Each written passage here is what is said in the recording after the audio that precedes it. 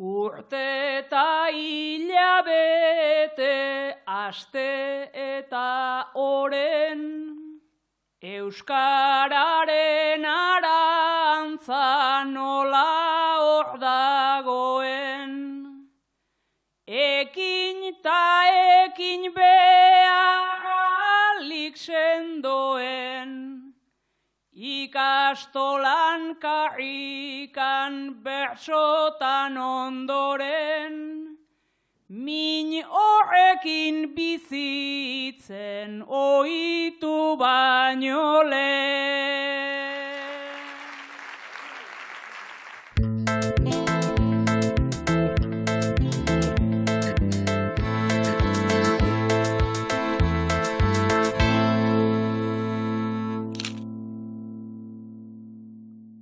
Bueno, askotan aipatu izan da zapalkuntzak normalean ez direla modu isolatuan ematen.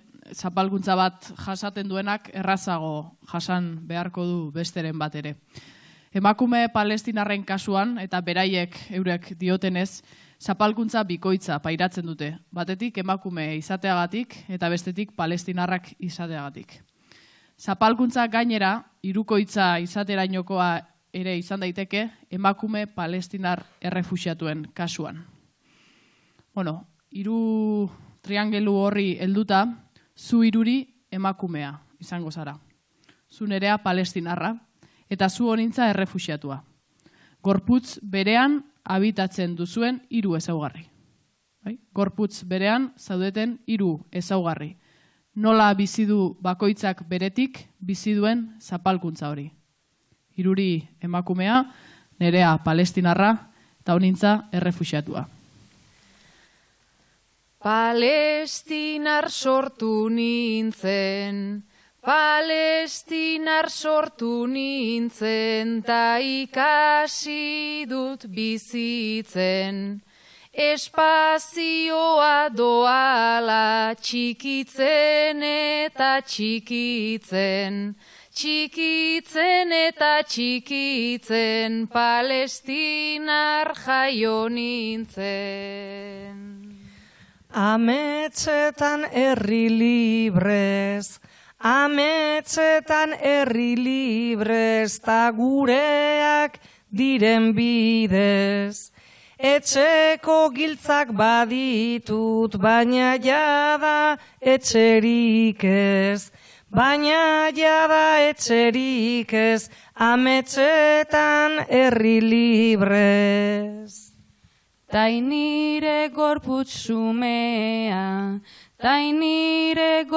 xumea, hori da erdigunea. Bekokian markatuta, daramate emakumea, ainire gorputz xumea.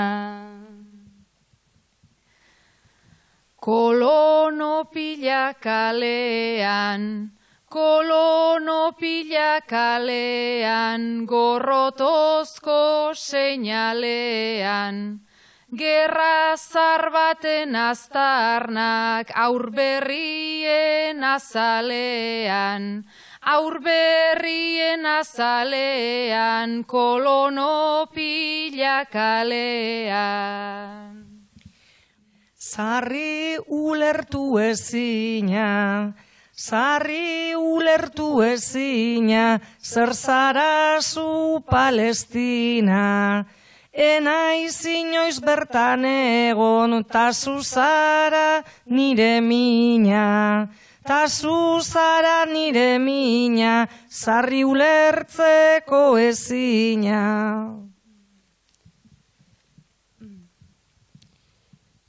Bakoitzak du bere mina,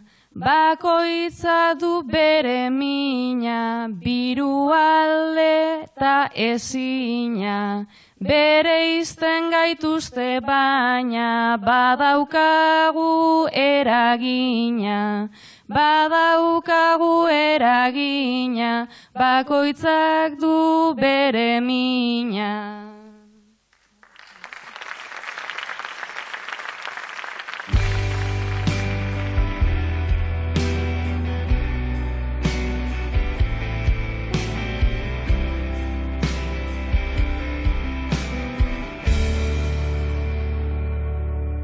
UNRWA ekialde hurbileko palestinar iheslariei laguntzeko Nazio Batuen Euskadiko agentziara etorri gara. Palestinan, iheslarien esparruan naiz kanpoan bizi diren palestinar iheslariei eta beren ondorengoei laguntza ematea da euren lana. Elkartea eta Palestina bertxotan ekimena hobeto ezagutzeko, Makarena Arrietarekin egin dugu hitzordua, Bilboko euren egoitzan. Makarena, zer da UNRWA eta zer da bertan egiten dezuena? UNRWA sortzen da 1949 urtean, ze aurreko urtean 1948an Israeleko estatua sortzen denean gerra Israelar-Arabiarra gertatzen da. Momentu horretan, 700.000 pertsona palestinar behin etxetatik alde izan behar dute eta momentu horre ditzen zaio Nakba, dela arabiarrez literalki hondamendia. Orduan, esan bezala UNRWA sortzen da urte beranduago eta helburua da pertsona palestinar errefuxiatu horiei babesa ematea. Nolakoa da Euskal Komunitate Palestinarra? Egia da, hemen Euskal Herrian, beste arabiar herrialde batzuko pertsonekin konparatuta ez dela komunitatea handia. Dela komunitate bat konprometitua dagoena egunerokotasunean egiten deun lanakin UNRWAtikan. Gu berekin asko lantzen deu, lanketa asko egiten ditugu eta gure proiektuetan beti hartzen dute parte. Oan dela gutxi atera genuen argitalpen bat dela Euskal Herriko komunitate palestinarraren memoria. Eta hor ikusi deu, mapeo bat egiteko ikusi deu gehiengoak etortzen direla gizonezkoa direla, gazteak eta gutxiengoak emakumeak. Eta hor bai ikusi deu genero arrakala hori badagoela eta emakumeen gana ailegatza ere gehiago kostatzen zaigula. Gutxiago daudelako eta ere zailago egiten zaielako parte hartzea olako espazioetan. Zuen lanen artean badago, palestinar refuxiatuei babesa eta laguntza ematea, jendezun bezala, eta hori nola egiten duzue, hemendik?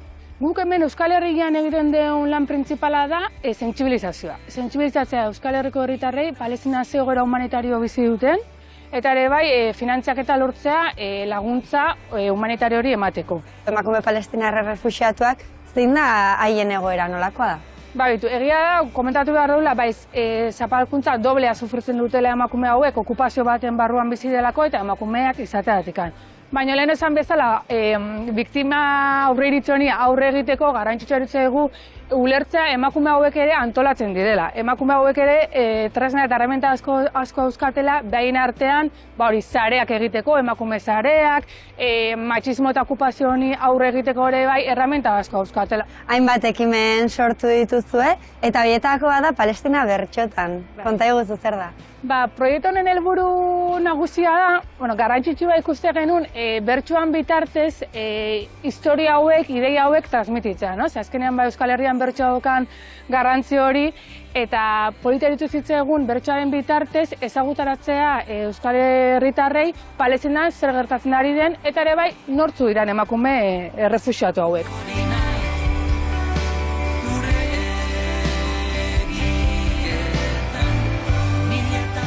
Gaurko programan, Elorrion egin zen Palestinako emakume errefuxiatuak 75 urte oroimenean bertso saioa eta Senperen herri urratsek antolatutako jaialdiko bertsoaldiak ikusiko ditugu.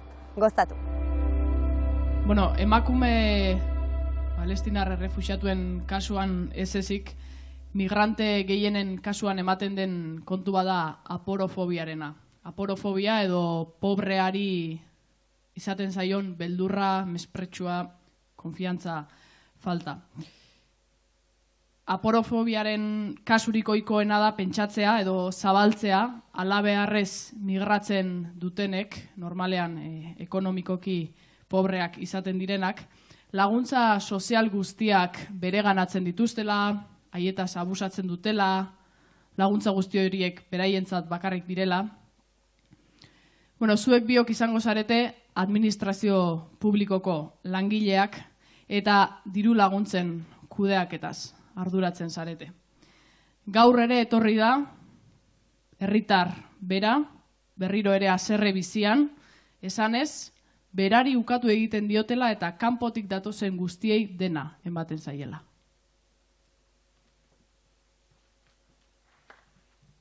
Bere ustetan tratetan dira, atzerritarrako beto, ez dakitzetan oinarritzen dan, bera horraino heltzeko. Hemen jezarritan niri emon, bere amorrua tarteko. Ta ez da kapaz formulario bat, behar den legez betetzeko. Formularioa betetze hortan, jarriz hain modu xumean, ez du pentsatzen migratzailean, gaztean emakumean, baina ipini beharko geunke egoera erdigunean, zein erreza den kritikatzea guk bizi ez dugunean. Baina olakoak gure herrian, bat baino gehiago dira, Osakidetzan adibideai, bestela zuk egin tira, privatizatu, desmantelatu, begiratu Donostira, ta manifetan egoten dira, euren sofatik begira.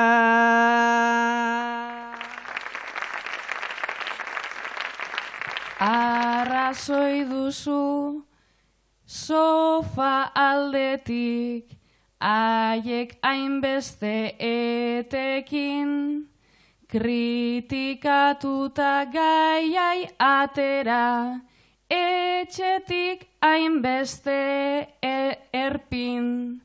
Baina gaurkoz guk amaitu dugu, batzeari hobeekin, ze bihar ere itzuliko da, pultsera berdearekin.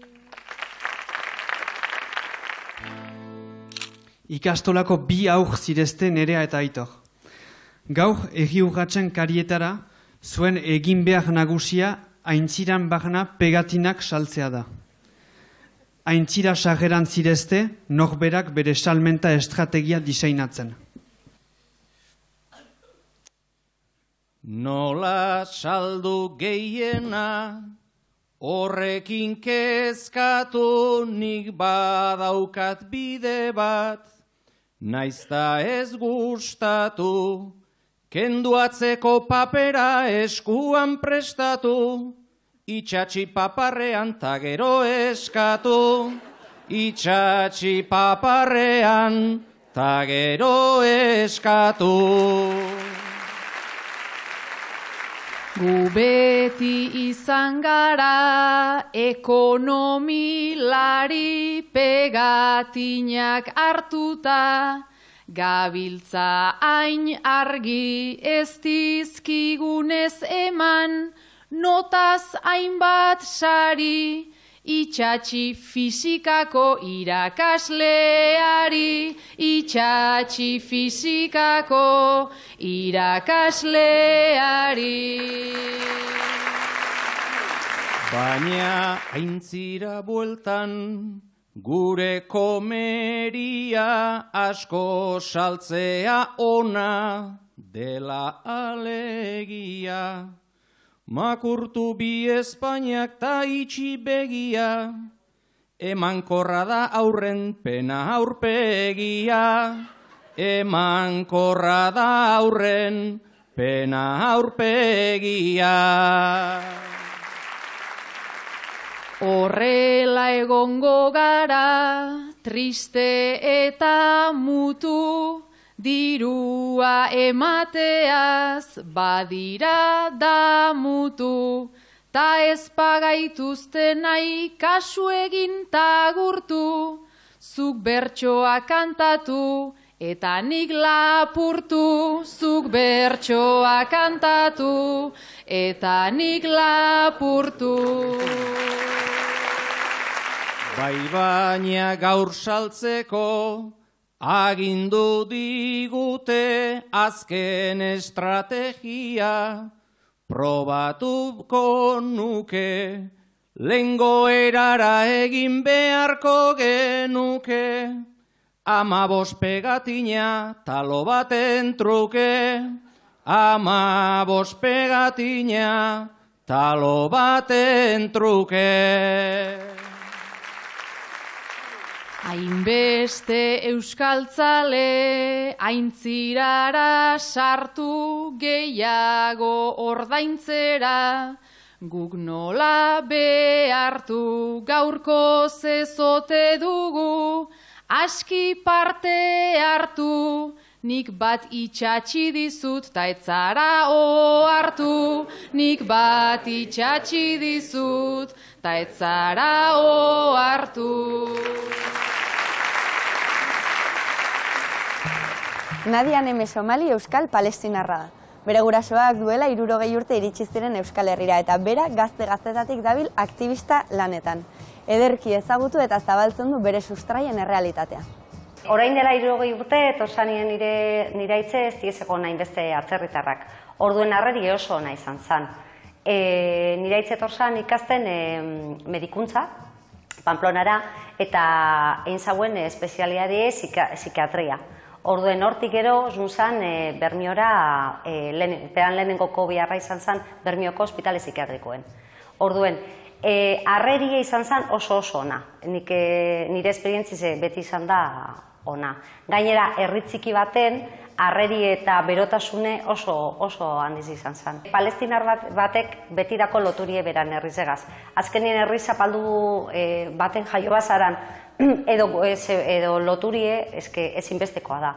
Aktivista nahi, aktivista palestinarra orain dela 20 urte baino gehiago, eta bueno, esperientzi oso handiz edakot, txarrak emoten dutez, edo desberdinetakoek, kooperanti izan naz, ez izan nintzen orain dela urte batzuk, naiz eta berton, Palestinako refugiatu kanpoetan, eta gero hori kooperazioe Euskal Herri zen be duten dut.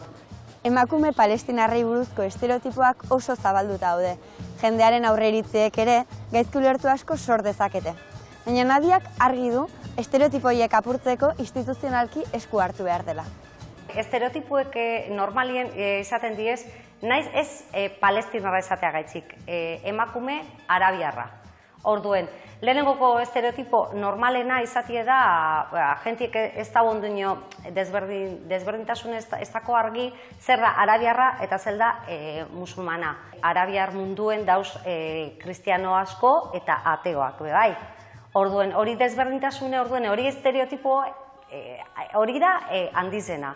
Eta gero ja topatie pertsona bat emakumie igirize, atea eta bueno, apurbete hori, bai, jentiri apurbet bai txokaitzen datxo pilo bat. Euskaldunen ez dago ez egiteko moduen, gudot esan. Herri zapaldu bat izan dalez Euskal Herrize oso solidarioa da, eta jentigaz oso solidarioa da. Palestinarrak, Saharaui, herri ize danakaz.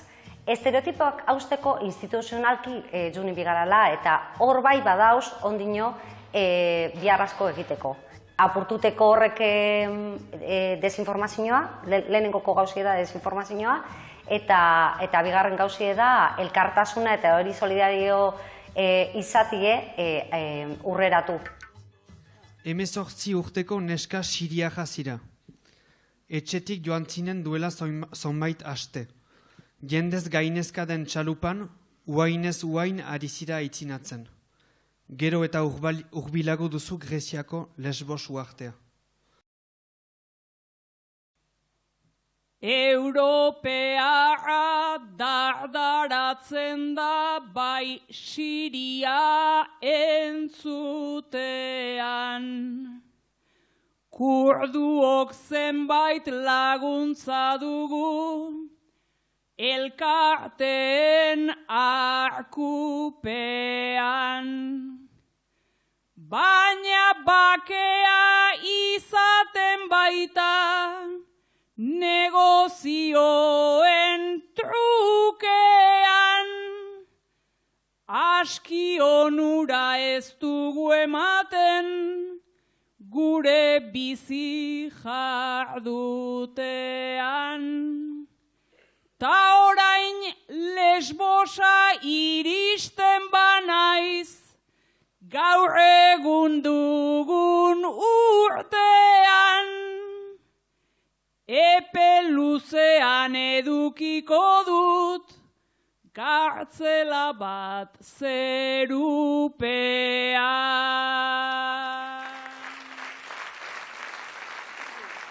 Lesbos irla bat izanagatik, murrua eta pareta, hotza gosea eta pobrezia dauka guretzat gordeta. Eta gaitzerdi nola gatozen, iesean bakexeka, hemen biziraun egingo dugu, horra gure lasterketa. Europearrek egintzazue, beharrezko gogoeta, hemen pairatzen dugun zauri hau, zuek sortu duzu eta.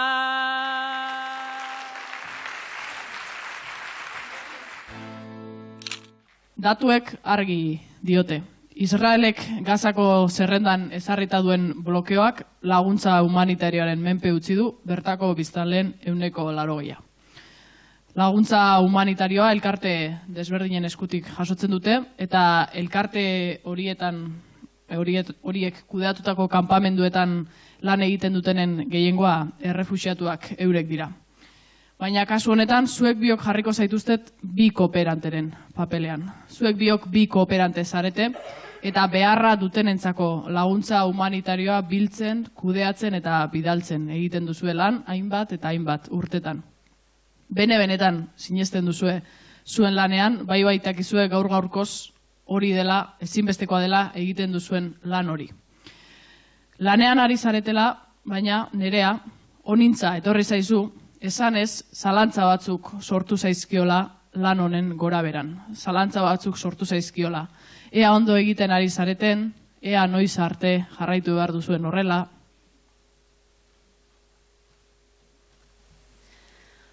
Urte askoan laguntzaile eta kooperanten babesean, kontraesanak agertzen dira, galdera hauek aletzean, baina honintzazuk badakizu, gotortuz gero etxean, hau ez duela inork egingo taldeok egin ezean.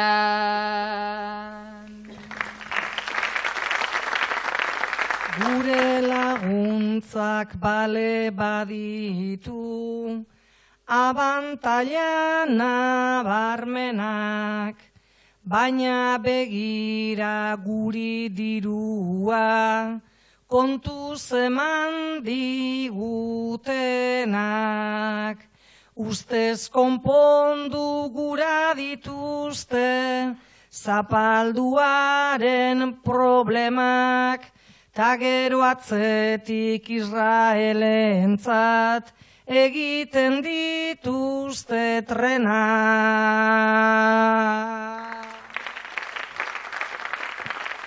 Agintaria dirua baita, inbertsio ta numero, sistema hontan eraikitako 1000 enpresa ta bulego, baina onintza gu hemen gaude, urtez urte honezkero, ezin dut geldita tranquil bizi, hau ikusi eta gero.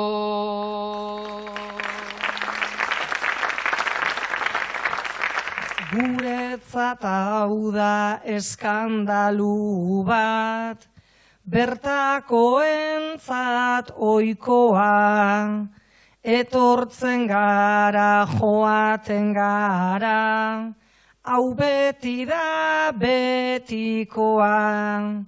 Igual ulertu behar genuke, hain arrazoi logikoa, beharrezkoak izan gaitezke, baina ez gara nahikoa.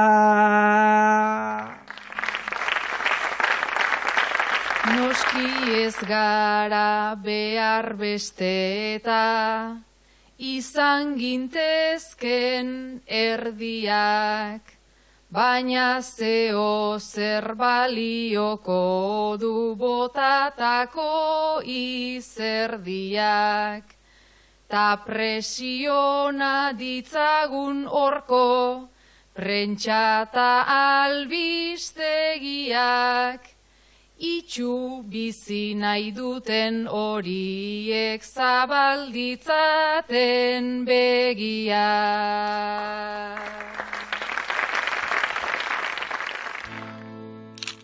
Senpereko kolegio begiaren irekieraren karietara, gaur zuzendaritzatik deitu zaituztete kolegio begiaren izenari buruzko hausnarketa ere maiteko, eta baldintza bat eman dizue zuzendariak, emazte izena izaitea. Ze izen buratzen zaizkizu ezuai?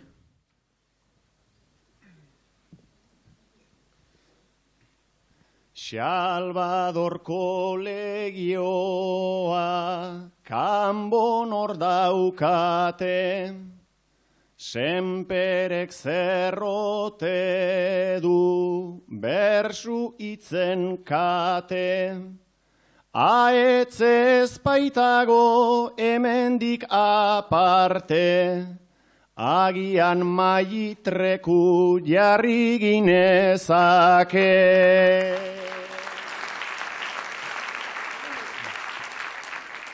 Izenak behar baitu todoterrenoa, historia duena, bezain modernoa, ni libe goinirena, aipatzera noa, bera izan zen gure lehen andereñoa.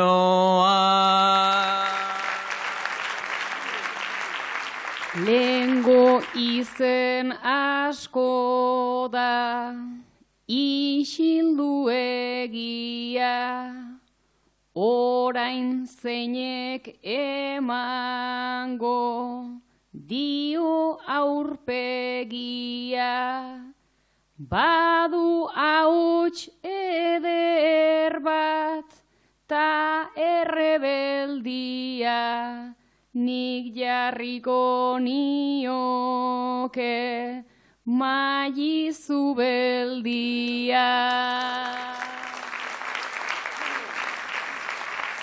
Mila aukera badira, gauza nabarmena, nik nirea botako, dizuet urrena, errotazar maitea, kantatzen zuena, izan liteke Lurdes, hiri ondorena. Liberen andereño izan zen Elbira, pedagogi klasiko, oiei mila bira, gerran saran egon zen herrira begira, Gipuzkoar apal baten etxemplu hori da. Izenak goraipatuz, famatzeko trazan, kolegio bat balego, senpereko plazan, magian mina berri, jardezagun martxan, luzaro entzun dadin, Marixan kantaza.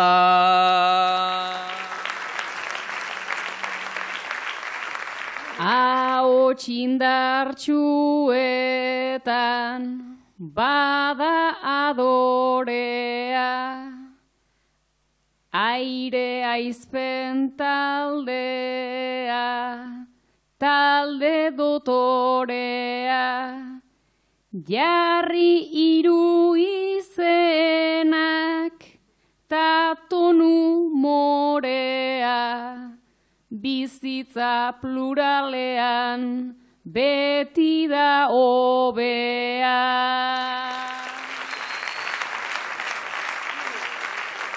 Izen bakar bat nola, bihurtu plurala, añadea brujarri, genezake ala, lore jokotan jardun, oizuen bezala, kolegioan ere, kantatu dezala.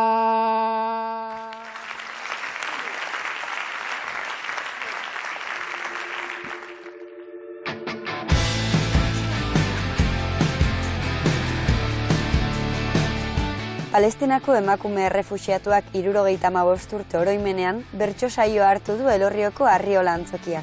Gai jartzaile lanetan aritu da Ainhoa Aurien. Horrelako saio baten gidari lanak nola egiten diren jakin nahi izan dugu berarekin. Ainhoa, zuk ze harreman zenuen Palestinarekin aurretik?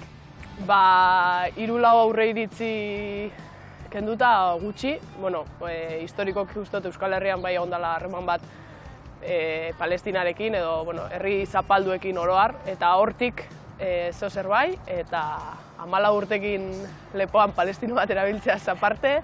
Eta bertso saioari begira ezagutzen zenuen aurretik bertako emakumeen egoera zein zen? Bereziki bertako emakumeen egoera zein zen ez. Igual egoera han zelakoa zen bai, gutxi gora bera, eta gero, zoritxarrez horrek eramaten zaitu pentsatzera ez, lur zapaldu baten eta egoera zapaldu baten emakumeak are zapalduago egongo diela. Orduan, hori baneukan, baina enaban espreski ezagutzen egoera, eta egia esan da, kriston sorpresa ona hartu dut. Bai, ikusi dut, zapalkuntza guzti horietatik ateratzeko tresna batzuk garatu dituztela bertako emakumeek, eta hori izan da alde on bat. Eta zuretzako Ainhoa, gai jartzaile moduan, nolakoa izan da horrelako bertso saio bat gidatzeko proposamena jasotzea? Exigentea, oso exigentea izan zen. Hasieratik egia da gogotsu hartu nebalaz, hain behar zen ikerketa lan bat, pixka dokumentatu, hango egoera, ez dakit zer. Gero ikusi, abertze gai egoki, zer esan nahi dugun, eta zer esateko moduan gauden. Gaia bera, zentrala gogorra da, egoera bera gogorra delako, baina horrelako bertso saioek ere lagunduko dute sentsibilizazio lan batean, Bai, sentsibilizazio lan bat, eta nik bilatu nahi nuena ere bazen kritika edo autokritika lan bat, ez? Uste dut sentsibilizazioa bilatzea errazagoa izaten dela batzutan autokritika bilatzea baino, eta noski super beharrezkoak direla bertso saio hauek, jendearen gana iristeko, jendeak jakiteko ere, bai, nik ere hori enekizkien gauza batzuk jakin ditut honen aitzakian, eta espero dut atzo zen publikoak ere hartuko zituela horietako batzuk, baina bai saiatu ginen, eta uste dut bertsolariek ere harrapatu zutela saiakera hori, pixka publikoare jartzen, bale, eta guk ze ardura daukagu honen atzean, ezta? Ez guk individuo bezala, baina, bueno, bai, egitura bezala edo gizarte bezala, badaukagu ardura bat honen gain, eta bai, nun kokatzen hori da. garen, Bai, saiestu nahi nuena izan zen gaiekin eta ez sentitzea pena. Osa, pena kolektibo bat ez sentitzea. Ze uste dut egiten duela, nolabait, bueno, kasu honetan palestinar refuxiatuak aspiratu, ez egiten dituela. Osa, gu gaude hemen eta ze pena hemen daudenak.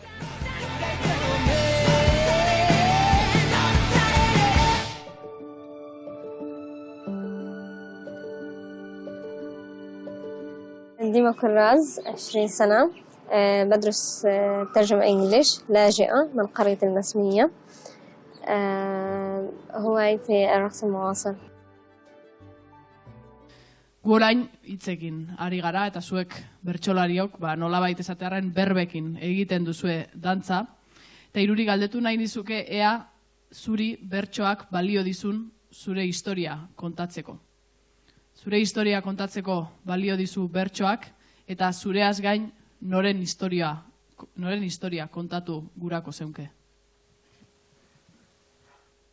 Moduak berez izan daitezke, ederrak eta anitzak, dantzaren bidez mugimenduak, eta eskuaren printzak, oiesek dira gu hurbiltzeko eta ulertzeko giltzak, eta kontatu nahiko nituzke oso ondo neurtuta hitzak. Egun ahotsik ez duten jende, guzti horien bizitzak. Egun ahotsik ez duten jende, guzti horien bizitzak.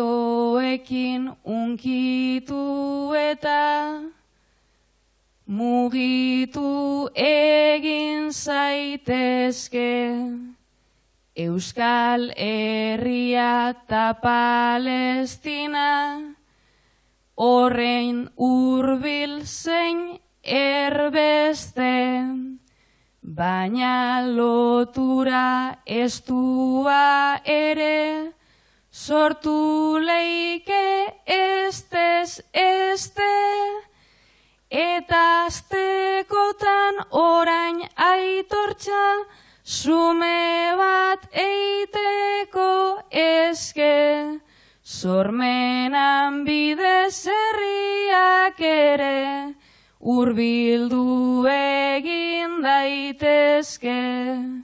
Sormenan bidez herriak ere, hurbildu egin daitezke.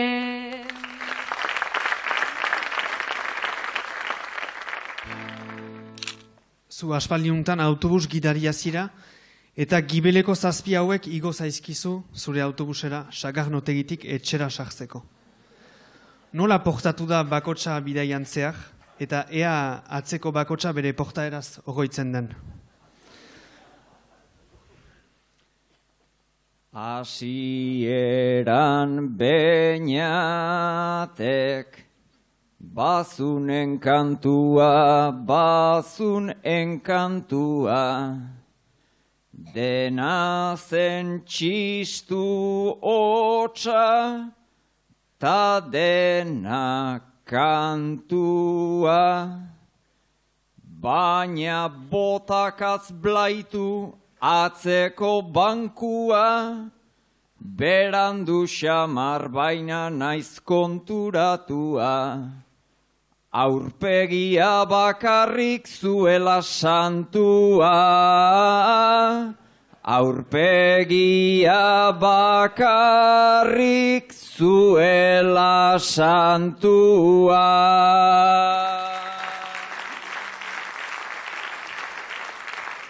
Astigarra garaino, etxetik igaro, etxetik igaro.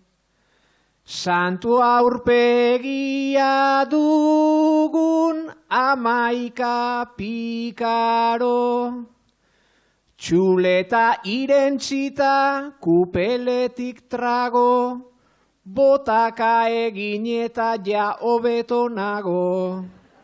Urrengoan gidatu polikixeago, urrengoan gidatu polikixeago. Eta Joanes bainatu alda sagardotan,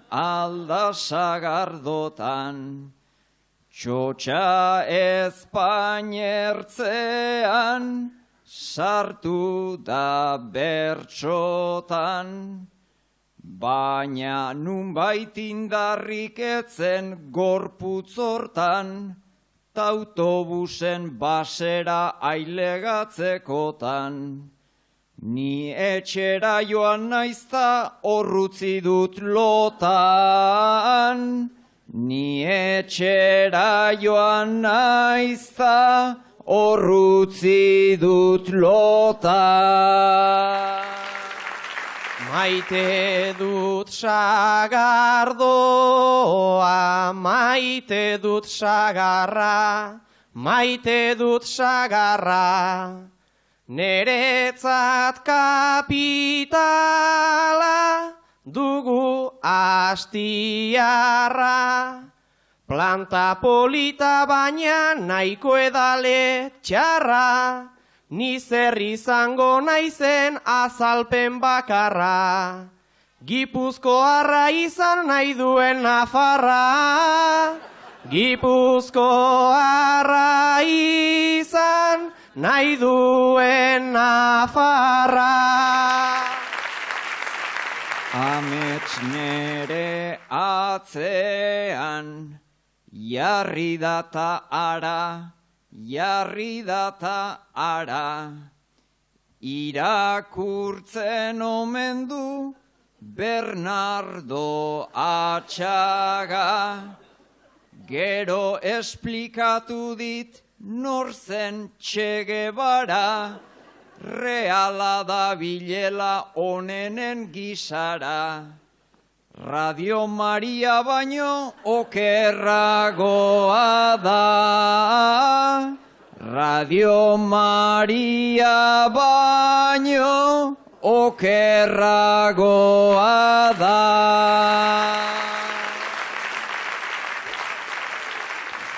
Beraz ergelena ni naiz gure bizitzan, Besteak mozkortzen ni literaturgintzan, idatzia utziko dizut poema gisan, zure autobus honek dio bazkbondizan. Gaur bezin jauzilari inoiz ez da izan, gaur bezain jauzilari inoiz ez da izan.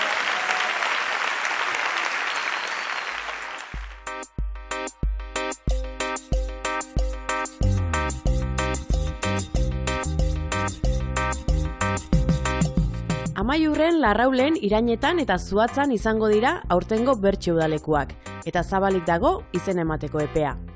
Martxoaren 20 bitartean, bertso eskoletako gazteek edo gurasoren bat bertsozale elkarteko bazkide dutenek izango dute izen emateko aukera, eta ondoren gainontzeko gazteentzat zabalduko da izen ematea. Sartu bertsozale.eus atarian eta zatoz bertso udalekutara.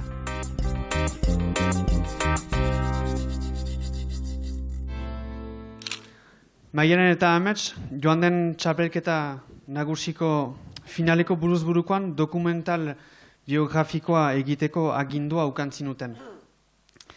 Geroztik dokumentalak arrakasta handia ukanduenez, Amets Goya sariendako izendatua izan zira.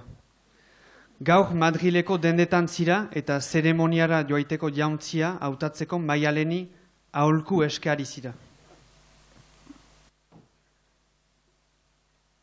Oroitzen aiz orduko eszena gogorrez, ene itxura aldatu nuen derrigorrez, baina gaur hemen ni naiz ni zu izan ordez. Dudan nago peluka eraman edo ez, dudan nago peluka eraman edo ez. Orduan sortu zuen pareta algara, baina hori antzezazuta hartu patxada. Madrila joan behar zer ginen zer gara. Txapela eramazu Paristarrerara, txapela eramazu Paristarrerara. Baina gaur ez paikara Parisen ibilki, Madril erdian nabilta ez hain abilki, hor Andaluz mantxego Madrildar haundiki, dudan naiz ez pitxean egea atxiki, dudan naiz ez pitxean egea atxiki.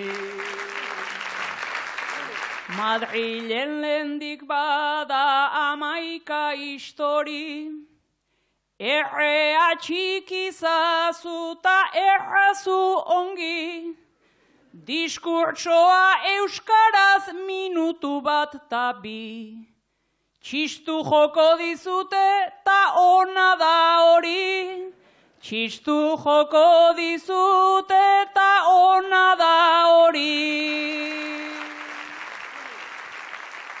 Nortasun bat garatzen haze barne gerrak, nizan nahian urratu ditut ertz bazterrak, gaur saritu ezkero ze min ze plazerrak, noizbait zerbait lortuko ta zuri eskerrak, noizbait zerbait lortuko ta zuri eskerrak. Gubiok bat geran ez lasaitu mesedez, alderantziz izango baita egun batez, Madrila joan beharrik ez daukagu berez, teuren goitik berako saririk erez, teuren goitik berako saririk erez.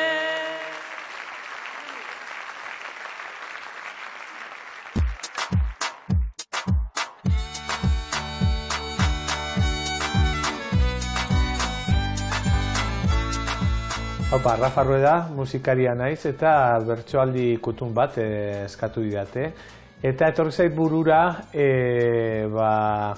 Andoni Egaña eta Unai Iturriagak buruz burukoan final batean egindakoa aspaldikoa da, eta nire lehen finala izan zen, eta gogoratzen dut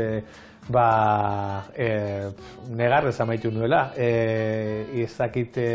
Gogoratzen dut Unaik irabasteko kriston indarra egiten ari ginela gu inguruan, azkenik Andonik eraman zuen, baina bereziki emozionante izan zen egun hori, eta horixe. Zu Unai Maritxu zara. Zure aitak Iturrira bidali zaitu, han freskatzen utzitako ardo txuriaren bila. Iturrira iritsi eta Andoni, Bartolo, aurkitu duzu mozkor eginda.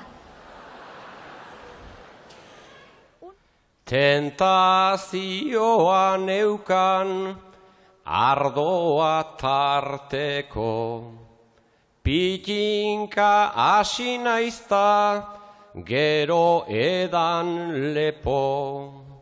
Trago batzuk egina, neronen kalteko, baina oraindik kapaz naiz, ejem egiteko. Larai, larara, larara, ejem egiteko.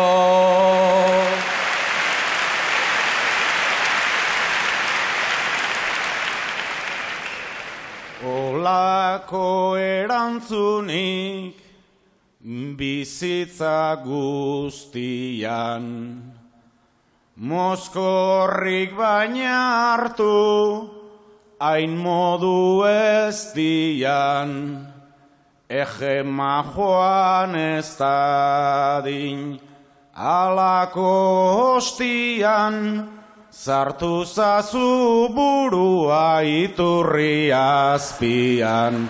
Trarai, rarai, rarai, iturri azpian.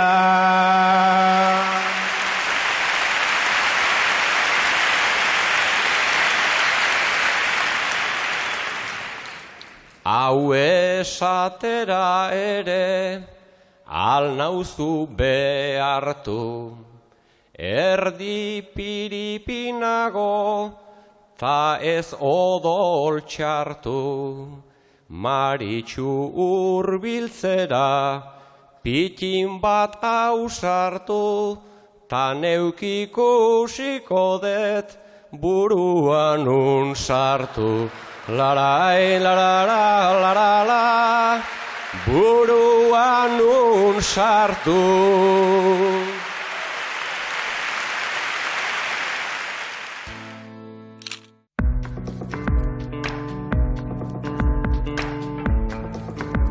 Eta nola prestatzen dira zehazki horrelako saio baterako gaiak? Zuk nola egin duzu eta ze gai atera dira? Lan asko egin da, eta batez ere laguntza askorekin. Egia da saio hau prestatzerako momentuan, jende askori eskatu dio dela laguntza, orduan eskerrik asko hemendik. Baina bai, uste dute gero naiz eta norberak egin gaiak eta norberak aurkeztu saioa, guk ere, gai jartzaile bezala ere behar izaten dugula babes espazio hori, eta esatea, bueno, saio honekin seguru noa, ez da? Eta orduan, bai, beste pare bat gai jartzaileri eta lagunen bati eta beste bertsolariren bati pasatu dizkiot, esateko, bueno, gai hauek bertsogarriak dira, o bertsotan egin daiteke gai hauekin. Lan guzti horretatik, ze gairekin eta atzo entzun genituen ze bertsoaldirekin gelditu zara gustora?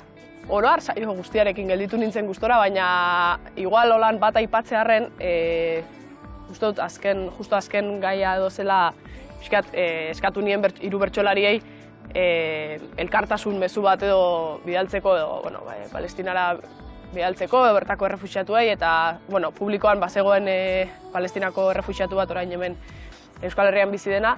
Eta igual bertsoaldi horrekin geldituko nintzen, ze ikusi nuen, egon zen pertsona errefuxiatu horrek etzekien euskaraz, baina gauza batzuk eta harrapatzen zituen.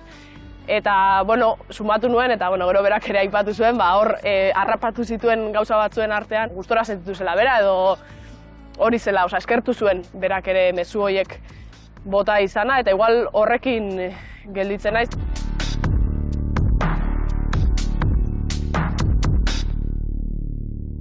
Indarra jaso beza, beraz Palestinak, naiz gure nazioak ez izan berdinak.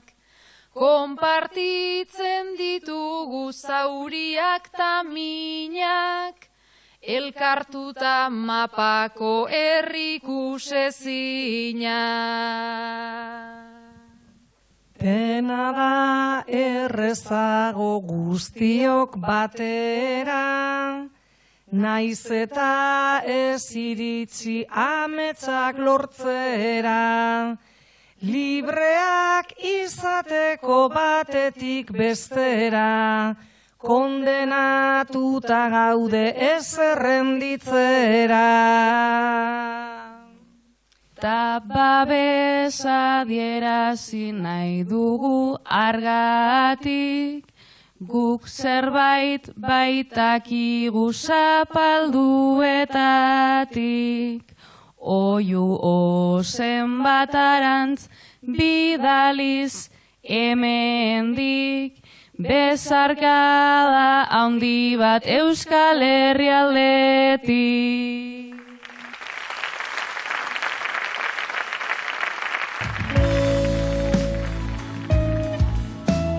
Soluzioa ezin da bakarrik humanitarioa izan. Orduan, pixkat hori ere azaleratu bagenuen, arazo politikoa denean behar duela soluzio politiko bat ere, igual horrekin gelditzen naiz. Zederra den itzutzea, utzi da zu kontatzea.